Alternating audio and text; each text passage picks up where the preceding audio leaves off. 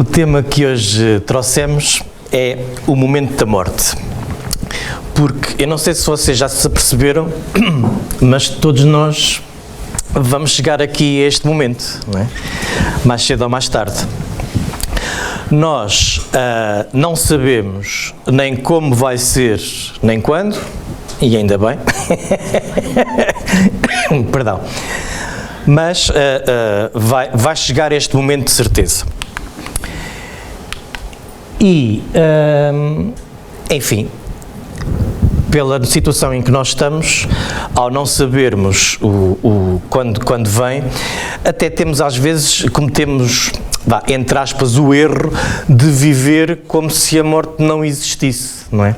Nós achamos sempre que isto vai durar muito tempo e tudo mais, e que nunca mais chega essa hora, raramente nos lembramos de pensar na morte. O que é certo é que ela, sem estarmos à espera, vai chegar. E pode-se eventualmente colocar a questão: como é que é morrer? Como é que é esse momento mesmo que todos nós vamos passar? Nós, embora não nos recordemos, já passámos por outras existências. Então já morremos imensas vezes, mas pela lei de esquecimento não sabemos. E já estamos aqui há tantas existências que com certeza já tivemos aqui uma série de momentos completamente diferentes, por doença, por acidente, enfim. Se calhar já alguma vez me tiraste a vida, a gente não sabe. Eu agora estou aqui no teu amigo e às tantas estou a brincar. Então, não há certezas. Agora, é mais ou menos como a impressão digital. Cada caso é um caso, portanto não estejam aqui à espera que eu vou explicar exatamente como é, porque varia sempre de caso para caso. Agora, podemos tentar perceber, em termos gerais, como é que é, para também estarmos um bocadinho à espera. Então, vamos começar aqui por um conceito que às vezes algumas pessoas não sabem. Morte é diferente de desencarnar, está bem? Então, eu agora, por exemplo, poderia morrer, agora, pumba, dava-me aqui uma coisinha mais aqui para o lado, o meu corpo estava morto, mas isso não é sinónimo de eu ter desencarnado a essa velocidade, ou seja, tal e qual como antes do nascimento o espírito se agarra ao corpo no momento em que o espermatozoide fecunda o óvulo e depois de cada vez que há uma divisão celular vai-se agarrando a cada divisão celular, embora existam 7 pontos principais, 7 centros de força, né, principais, que os orientais chamam chakras, mas que pronto, é a mesma coisa, mas no espiritismo usamos outra nomenclatura. Desencarnar também não é de um momento para o outro, isso terá que ocorrer ao contrário. E depois pode variar, né? Pode ser uns segundos, uns minutos, umas horas, uns dias, umas semanas, às vezes uns meses e até mais, né? Mas pronto, em média, segundo as informações, a maioria de nós é menos de 72 horas. Agora, outro conceito. Todas as pessoas que acreditam que há... Desculpem, foi só para abrir os olhos. Todas as pessoas que acreditam que há algo mais para além desta vida aceitam a existência do corpo físico, né, que todos nós vemos que existe, e depois que temos uma alma. O que espíritos nos explicam e que o espiritismo defende é que não é bem assim. Eu vou colocar aqui de uma forma esquemática só para nós entendermos, mas isto é tudo interligado, claro. Então, nós temos o corpo físico, temos o princípio espiritual, que é algo que não se vê, é o nosso pensamento, é o nosso espírito, não é? E depois temos aqui uma ponte, entre o espírito e o corpo físico, em que o espiritismo dá o nome de perispírito, que é o quê? Para nós não é matéria. Agora, os espíritos explicam-nos que sim, o perispírito é matéria, só que é matéria num estado que a nossa ciência ainda não chegou lá, está bem? Então, quando nós falecemos, quando nós morremos, o corpo físico é como um casaco velho e nós continuamos com a aparência que tínhamos, com o perispírito e o nosso espírito. Daí que um médium vidente, quando vê o espírito de uma pessoa, eu vi o espírito do Joaquim Manel, está a ver o perispírito, porque o espírito não se vê, mas enfim, faz parte do mesmo ser. Agora, nós temos tanto medo de morrer e ao fim e ao cabo nós todas as noites morremos, entre aspas. Porquê? O que precisa de dormir é o nosso corpo físico, o espírito não precisa de dormir. Então, quando nós adormecemos, o espírito liberta-se do corpo físico, não como na morte, ou seja, está sempre ligado energeticamente, não é? Mas vai à sua vida. E vai fazer o quê? Depende dos nossos interesses. Quem se interesse por estudar budismo, por exemplo, se calhar vai para um templo budista, ou quem quiser estudar outra coisa qualquer, pronto, ou vai ter com a família, ou com os amigos, mas claro, depois quem tiver menos juízo e tiver outros gostos mais questionáveis, também vai para essas realidades. Então, como vemos, boa noite, enfim, não é bem exatamente a mesma coisa, porque estamos ligados ao corpo físico, mas nós todas as noites, quando adormecemos, o nosso perispírito liberta-se. Até às vezes acontece um fenómeno muito curioso, que é, estamos a sonhar com alguma coisa, temos aquela sensação que estamos aqui de um penhasco ou de elevador, não é? E depois e acordamos, não é? Nós temos sempre aquela defesa, o cérebro, para não nos mostrar, nós aproximar-nos, vamos criar outras imagens. Então, no livro dos Espíritos, abordando este tema de como será o momento da morte, a pergunta 154 diz assim: a separação da alma e do corpo é dolorosa? Ou seja, a separação quando nós morremos da alma é dolorosa, dói? E os Espíritos respondem que não, que o corpo frequentemente sofre mais durante a vida que no momento da morte. Neste, a alma nada sente. Os sofrimentos que às vezes provam no momento da morte são um prazer para o espírito que vê chegar ao fim do seu exílio. Nós com tanto medo, não é? Porque nós muitas vezes esquecemos-nos. Por exemplo, eu não sou o Francisco, ou seja, o Francisco não tem uma alma.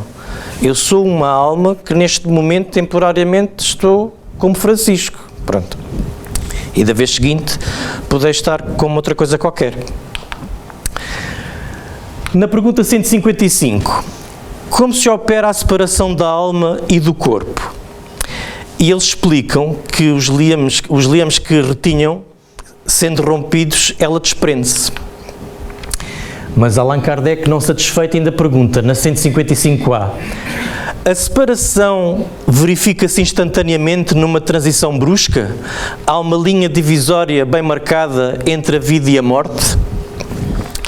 E eles respondem que não, que a alma desprende-se gradualmente e não escapa como um pássaro cativo subitamente.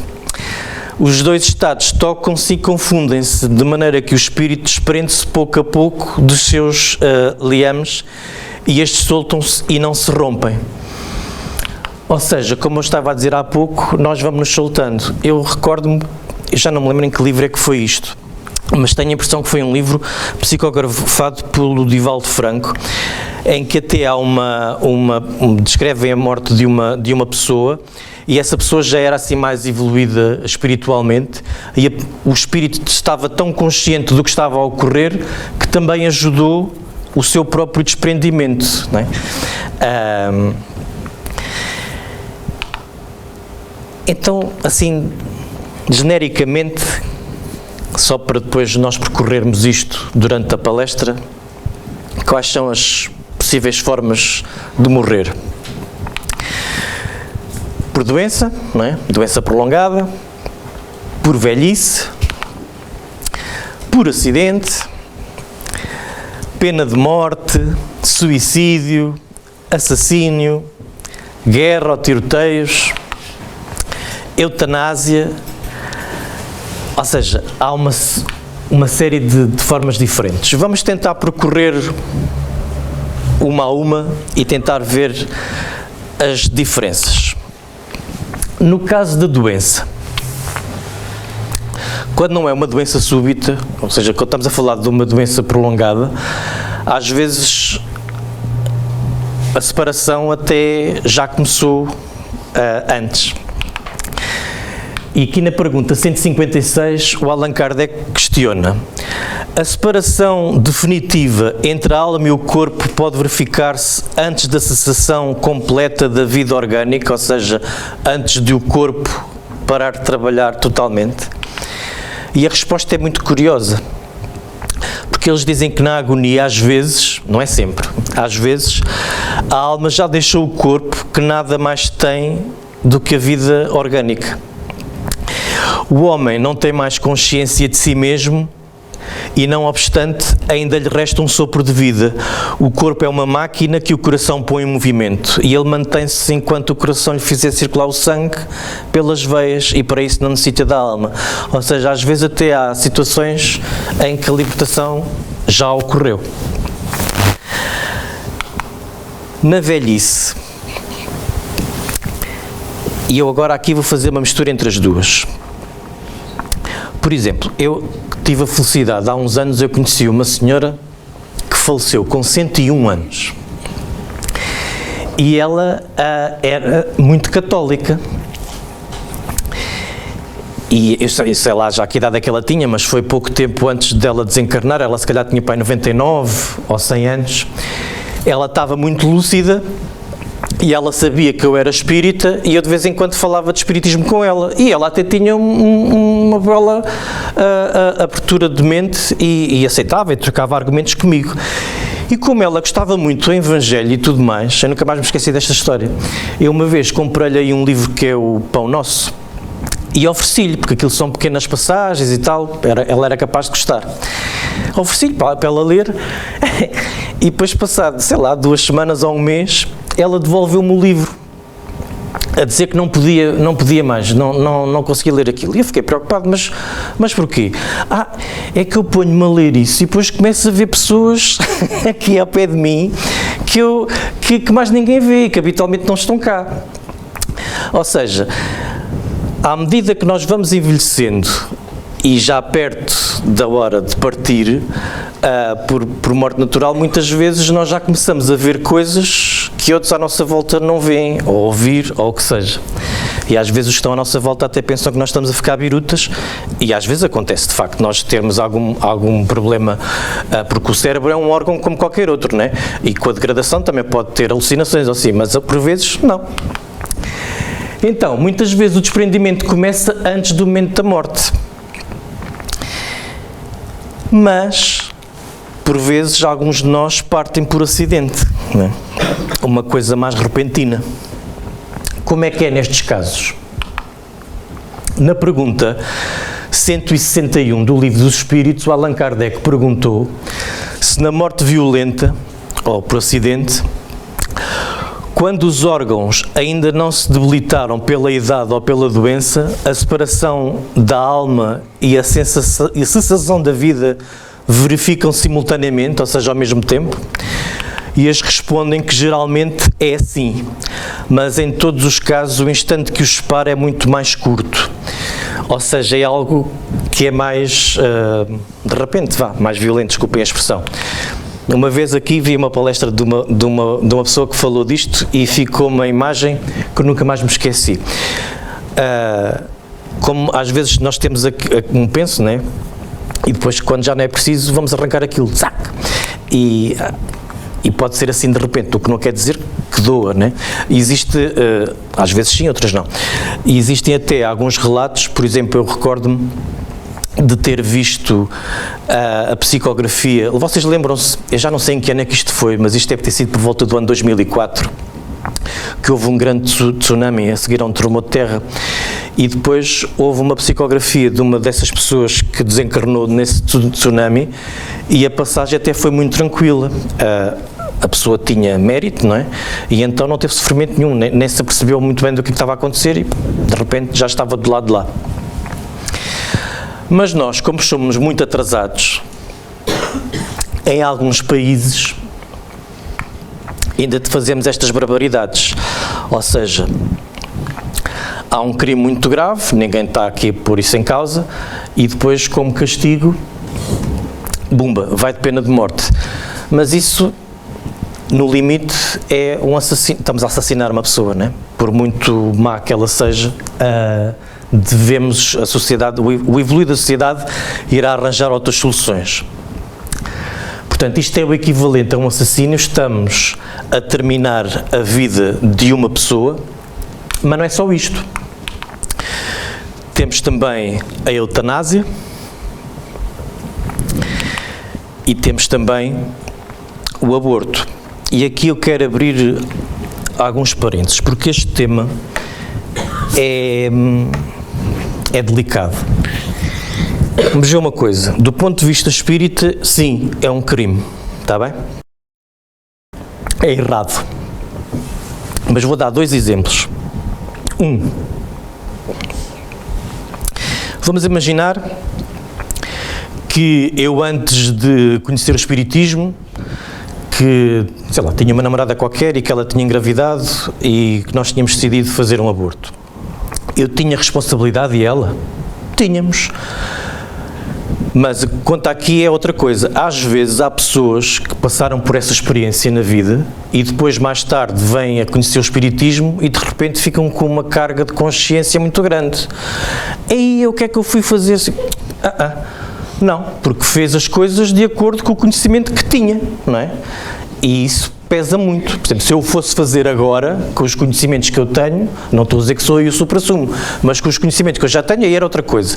Portanto, é tirar a culpa das costas. E a mesma coisa se passa na eutanásia. Às vezes as pessoas estão... A índole é boa, não é? De o sofrimento daquela pessoa chegada deixar de existir. O que é certo é que os relatos do lado de lá muitas vezes indicam que esses momentos finais têm grandes aprendizagens para o espírito a partir, às vezes de reconciliação, às vezes de experiências que nós não estamos a ver, não é? Agora, o que importa aqui é, se alguém tiver a ver esta palestra aqui ou depois gravado na internet e que tenha estado em alguma destas situações, nada de ficar com peso na consciência, porque no momento em que tomei essa decisão, tomou-se a decisão de acordo com os conhecimentos que tinha. Está bem? Há muita coisa que nós podemos fazer de bem que vai apagando outras coisas menos boas que nós fizemos. Suicídio. Vai dar mais ou menos a mesma coisa. Obviamente que quem se suicida está num extremo de sofrimento, seja um sofrimento físico, psíquico, enfim, uma depressão, e então julga que o facto de suicidar que vai acabar com os problemas todos. Ora, nós, no espiritismo, ao sabermos que a vida continua, sabemos que não é bem assim. Ou seja, a pessoa termina com a sua vida ali e os problemas que tinha continuam a existir do lado de lá. E depois, para além desses, ainda arranja outros problemas por cima, não é? Então, as descrições que nos fazem, suicidas, é quando chegam ao lado de lá, têm um grande sentimento de frustração e de arrependimento, porque depois, entretanto, percebem que não, enfim, não resolveu nada. E existe um livro, atenção, este livro que eu vou falar aqui, para as pessoas que tiverem a começar no espiritismo, primeiro leiam a obra básica, o livro dos espíritos, o livro dos médiuns, o Evangelho segundo o Espiritismo, o Céu e o Inferno e a Gênese, porque é preciso ter bases. No entanto, este livro é muito bonito. É muito duro os primeiros capítulos, mas é muito bonito o livro. E este livro foi psicografado por Ivone Pereira e o espírito é o espírito Camilo Castelo Branco, exatamente. Então, o livro começa... Portanto, Camilo Castelo Branco, aquele escritor português, suicidou-se com um tiro na cabeça. E o livro começa nesse momento, ou seja, ele descreve toda a situação que viveu do lado de lá depois de ter cometido suicídio. E há coisas um bocadinho pesadas. No entanto, o livro é bonito porque depois daquele impacto inicial daqueles primeiros capítulos, que algumas pessoas nem conseguem continuar a ler o livro, depois nós percebemos que Deus ama-nos a todos por igual, que mesmo quando nós fazemos alguma asneira, temos sempre crédito, e isto faz parte do progresso de cada um de nós. Ou seja, independentemente daquilo que nós já fizemos, a tendência é sempre esta, nós evoluirmos passo a passo, degrau a degrau, até chegarmos ao estado de espírito puro, possivelmente daqui a milhões de anos. E possivelmente nós, ao longo das milhares de vidas que já tivemos, quem somos nós para julgar? Nós não sabemos o que é que já fizemos no passado e possivelmente as probabilidades é que já tínhamos passado por isso. Então, há sempre esperança, não é? Temos sempre há sempre um caminho para a felicidade. Outra realidade. No meio de conflitos, seja guerra, seja tiroteios, sei lá, numa cidade, agora nas cidades assaltos ou tráfico de droga, vai dar ao mesmo. Mas agora vamos falar aqui este exemplo concreto de guerra. Como é que é com estes soldados? Em primeiro lugar, uma pessoa que vá para um conflito militar, e nós cá em Portugal tivemos um que não foi assim há tantos anos, eu ainda conheço bastantes veteranos de guerra, essas pessoas não foram para lá voluntárias. Bom, talvez haja algumas exceções, mas o grosso, a maioria, foram para lá obrigados, né? Pelo Estado. Então, muitos nem sequer sabem, e ainda bem, se tiveram responsabilidade, se morreu alguém por causa deles, mas se houver alguém que tenha esse conhecimento, né? A culpa é dele? Não. Quem manda, né, os governantes e tudo mais que causaram a guerra, a responsabilidade é deles.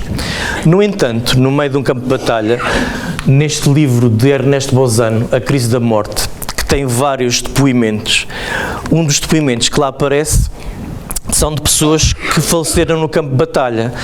E é curioso porque aquilo que é descrito é que muitos pensam continuar vivos e na batalha. Aquilo foi tão rápido que nem se aperceberam do que aconteceu. Outros, ao perceber que algo diferente se passa, até pensam ter enlouquecido, tanto que já, enfim, que o cérebro não conseguiu aguentar a pressão. E existe quem seja recolhido para um hospital espiritual e esteja convencido que foi ferido no campo de batalha e que está no hospital da Terra. Mas esta situação não é só no campo de batalha que acontece, com muitos de nós também acontece o mesmo. Ao acordarmos do lado de lá, recordo-me, por exemplo, daquele livro que recentemente até foi transformado num filme, que é E a Vida Continua, em que são duas pessoas que só se tinham conhecido brevemente e depois estavam doentes, iam ter uma operação, e a operação não correu bem, mas eles não sabiam disso, né?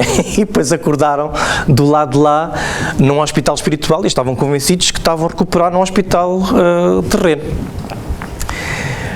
E depois nós temos as experiências de quase morte, em que uma pessoa, vamos imaginar, por acidente, teve uma paragem cardiorrespiratória, por exemplo, e que os médicos conseguem resgatar. E muitos dos depoimentos que as pessoas que passaram por experiências de caso de morte passam, são muito semelhantes. E agora aqui há uma coisa que eu quero falar com vocês. Não sei, daqueles que aqui estão, quem estava nas jornadas ou que tenha visto pela internet, há de se recordar que aqui o menino enganou-se, não é? Enganou-se, mas não perdem pela demora, porque eu troquei o nome de Sharon Stone por Sharon Cooper por Sharon Stone. Mas ela teve uma experiência de quase morte. Pois é. E que está descrito aqui num livro que é Experiências de Quase Morte, do Dr. Manuel Domingos. E como é que foi? Em setembro de 2001, ela teve um derrame muito grave e foi para o hospital de urgência. E esteve, enfim, conseguiram safá-la. Só que ela ficou com recordações. E que recordações é que ela conta? Ela diz que sentiu ser sugada, o termo é mesmo isso, como se fosse sugada, para uma luz muito forte, muito intensa, mas muito boa, em que ela sentiu uma paz tremenda, uma luz como ela nunca tinha visto e que a envolveu totalmente. E depois começou a ver, e esteve reunida com pessoas que ela conhecia e que já tinham partido antes dela, portanto, amigos e familiares dela que já não estavam cá. E depois não sabem como, de repente, pumba, já cá estava outra vez. Mas cada caso é um caso e a maioria das experiências de quase morte têm depoimentos de facto bonitos, né? Podem diferir, por exemplo, há pessoas que veem a luz ao fundo do túnel, outras não, outras só se veem de cima, outras já estão com entidades espirituais ou com amigos familiares que já partiram. Paisagens fabulosas, descrevem músicas que nunca ouviram, que muito envolventes, mas existem algumas que passaram por experiências de quase morte em que as experiências não são assim positivas. São até um bocadito a puxar para os filmes de terror. Porquê é que isto acontece? Nós não sabemos o que é que vai dentro da pessoa. Agora, os conhecimentos que o Espiritismo nos dá, nós temos uma vibração nossa, não é? De acordo com o nosso pensamento, com as nossas ações, enfim. E, por exemplo, se eu tiver feito uma grande asneira e não me perdoar, não é? E andar aqui com o saco das culpas às costas e eu fiz isto e não sei o quê, essa vibração não estará muito boa, não é?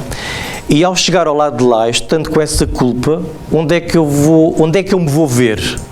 Vou-me ver naquela vibração onde eu estou.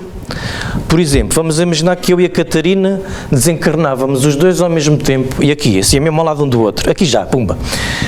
A Catarina, como é uma pessoa muito boa, desculpem assim a tosse, a Catarina, como é uma pessoa muito boa, já estava numa vibração diferente da minha, ou seja, nós podíamos estar aqui ao lado um do outro e ela estar a viver um perfeito paraíso, uma realidade excepcional, e eu estar a viver um verdadeiro inferno. Por isso, temos que mudar o chip do nosso pensamento e ir não só perdoando-nos, como ter pensamentos positivos, que é para depois, quando chegarmos ao lado de lá, exato, estarmos de acordo com essa nossa postura e não assim com outras que não importam. Agora, há uma coisa que ninguém tenha dúvida, que é, nós podemos falecer num hospital, em casa, num acidente, no meio de amigos e familiares, ou sozinhos, sei quê, mas isso é só aparente, porque na realidade ninguém morre sozinho. Nós temos sempre amigos espirituais, o nosso guia protetor e outros que vêm ajudar para nos libertar, para nos resgatar. E eu parece que tenho aqui um dedo que adivinha, até parece que estou a ver. Algumas das pessoas que estão aqui, se calhar já leram, por exemplo, o nosso lar, e antes está a dizer, não, porque, por exemplo, alguns espíritos vão para o lado de lá e depois estão muito tempo antes que consigam ver alguém que conheçam ou consigam ter interação. Mas isso depende de nós, mais uma vez. Eu, se estiver numa vibração mais baixa, podem estar aqui espíritos com uma vibração mais alta a fazer um esforço para me resgatar que eu não os vejo. Quantas vezes é que acontece haver pessoas que passaram uma vida inteira e têm o direito, isto é só para o exemplo, não acreditam em Deus, não há nada para além da morte, é só este amontoado de células, a morte é o fim, é como desligar a televisão, e estão uma vida inteira a programar o cérebro para aquilo, não é? Quando morrem, o que é que elas vão ver? Exatamente aquilo que nós estamos a ver, o mundo material, não é? E às vezes acontece haver pessoas que até, É a minha casa, até deixaram de me falar, nem sequer põem a mesa para mim, não é? Ou o meu genro agora começou-se a sentar no meu sofá e ele sabe que ali é o meu lugar, não é? Estou a dar exemplos, se calhar a puxar para o humor, só para isto não ficar demasiado pesado, mas muitas vezes acontece isso. Então, se nós tivermos conhecimento disso, se calhar o tempo que nós levamos a perceber o que nos está a acontecer é mais curto. Daí ser importante estudar espiritismo, falar sobre espiritismo e tudo mais. Mas existe mais. Por exemplo, nós ainda damos muito valor à aparência, né? Olha, aquela pessoa, coitado, teve um funeral que só lá foi 2 ou 3 pessoas, quem me dera a mim. Porquê? Eu até tenho aqui esta piada de que ele tinha 200 amigos no Facebook. 2.000. Aliás, 2.000 amigos no Facebook, pensei que ia ter mais gente aqui, né? Estava lá só 2 pessoas, com aqueles 2, 4.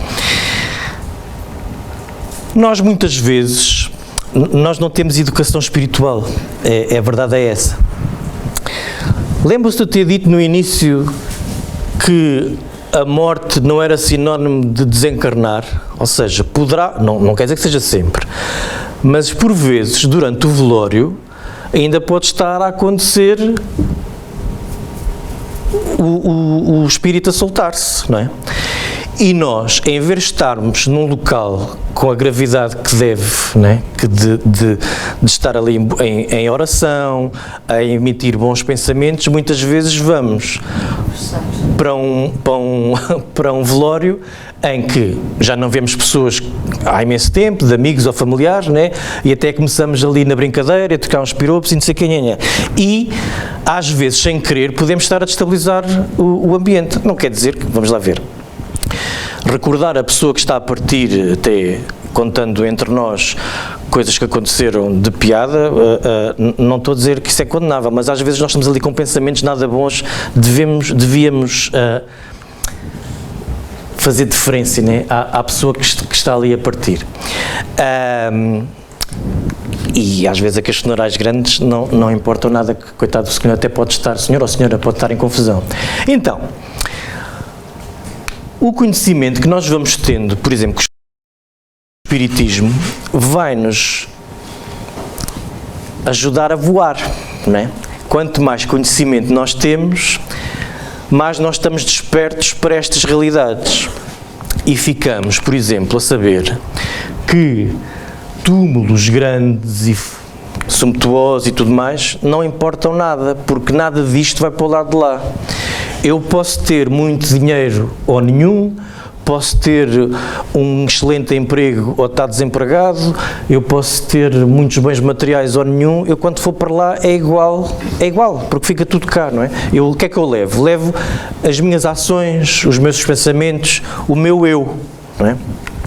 Não sei se vocês sabem a história aqui do Taj Mahal, isto é um monumento na Índia e foi mandado erigir por um senhor já há uns séculos,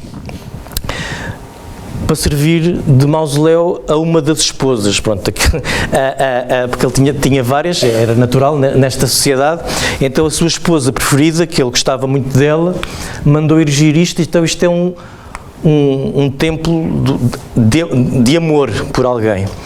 Mas o amor que ele, não vamos criticar o senhor, mas o amor que ele sentia por essa pessoa, tanto faz fazer um edifício destes como não, o que interessa é o que está cá dentro. Eu, por acaso, este monumento a mim, de vez em quando ajuda-me, quando eu estou mal, eu lembro-me sempre do Taj Mahal, porque lembro-me sempre, se Taj Mahal muda-te, não é? Tens que mudar o chip. Mas dizia eu, quanto mais conhecimento nós vamos tendo, menos medo nós vamos ficar perante estas situações e perante falar da morte, porque a morte faz parte da vida e todos nós vamos passar por isso e todos nós passamos por pessoas que se nos são próximas que vão antes de nós.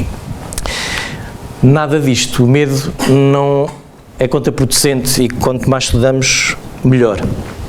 Eu até vos vou dar um exemplo aqui meu. Eu há uns anos, e já era espírita, que ainda é mais grave, eu tive um emprego em que eu tinha que viajar muito e andava sempre, passava o tempo a andar de avião. E eu tenho um medo terrível de andar de avião, portanto eu não me consigo habituar. Pronto, o Lucas foi da Força Aérea, até deve estar a pensar, coitado, então, mas o avião é uma coisa tão segura. E eu consigo perceber, e quando eu tinha às vezes semanas consecutivas em que tinha que fazer várias viagens, parece que cada uma que fazia era mais fácil que a anterior, mas depois bastava ter algum tempo sem voar, quando voltava outra vez, agora há pouco tempo, já estava para aí há uns anos sem voar, fui fazer umas férias, tive que apanhar um avião há coisa de uns 2 meses, já foi uma viagem para mim, pronto. Então há uma vez que eu saio de Madrid e estava um tempo terrível mesmo, e de Madrid para Lisboa são 50 minutos, aquilo é rápido. Desses 50 minutos, talvez os primeiros 20, 25 minutos foram terríveis, era só poços de ar e turbulência e tudo mais. Bem, eu ia ali num estado de nervos, pronto, para mim o avião ia se desfazer a qualquer momento, ia cair e pronto, ia acabar tudo. E de repente, o gajo que ia à minha frente, o senhor que ia à minha frente, estava a dormir e começou a ressonar. E eu pensei assim, eu de facto sou mesmo tolo, porque quer dizer, eu sou espírita e sei que a vida continua e vou aqui com medo de quê? Ainda por cima os aviões têm uma série de equipamentos que, pronto, se calhar é mais fácil ter um acidente de carro do que de avião. E uma pessoa tem que começar-se a convencer disto, porque de facto não faz sentido nenhum. Nós temos que ficar com a consciência de que todos nós vamos em direção à felicidade, sempre, independentemente das asneiras que nós vamos fazendo, e todos nós vamos fazendo porque estamos ainda num planeta de expiação e provas, ou seja, estamos muito no início da nossa evolução espiritual. Temos que manter o bom humor, olhar para as coisas, mesmo, todos nós temos problemas. Se nós um dia fizéssemos aqui uma palestra, em cada pessoa viesse aqui contar um problema que tem da sua vida, a palestra demorava uma semana. Porque todos nós temos problemas. Agora, temos é que olhar para a vida com humor e com ânimo, não é? E quando chegar a nossa vez, pronto, é um até já, porque nós sabemos que vamos voltar. E há uma parte chata, né, que temos que voltar outra vez a levantar cedo da cama, ir para a escola e tudo mais, mas temos mais oportunidades. E o Espiritismo,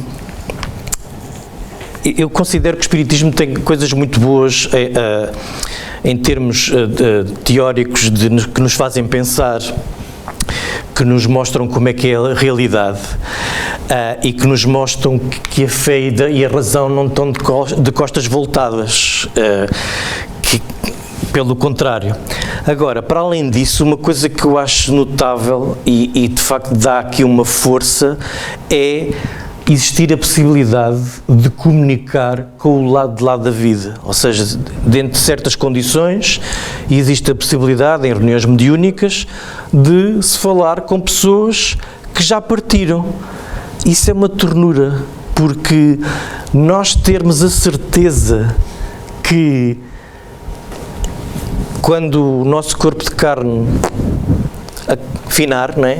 Que nós continuamos vivos, que nós continuamos com a nossa forma de pensar, com as nossas qualidades, com os nossos defeitos, que continuamos preocupados com aqueles que nos são próximos, que vamos rever aqueles que já foram antes de nós e que muitas vezes temos saudades, não é? Isto é extraordinário. E quantos exemplos é que já não tivemos de mensagens, não só aqui no centro, como noutros locais, de exemplos notáveis mesmo. Então, nós sabemos que quando alguém próximo de nós se vai embora, é mandar bons pensamentos e saber que mais cedo ou mais tarde vamos rever aquela pessoa novamente, não é? Ou pessoas. A bibliografia que eu utilizei para este trabalho foi Experiências de Quase Morte, do Dr. Manuel Domingos, A Crise da Morte, de Inês Ponzano, Memórias de um Suicida, psicografado por Ivone Pereira, e o Livro dos Espíritos, de Allan Kardec.